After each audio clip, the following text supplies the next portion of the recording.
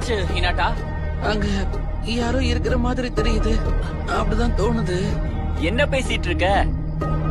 இங்க நம்ம மட்டும் தானே இருக்கோம். இல்ல இல்ல, நீ நிழலையோ இல்ல துணியையோ பாத்திருப்ப, அதனால அப்படி தெரிஞ்சிருக்கும்.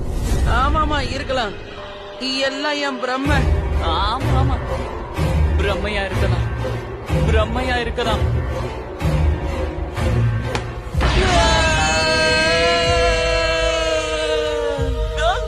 உங்களுக்கு என்னதான் ஆச்சு?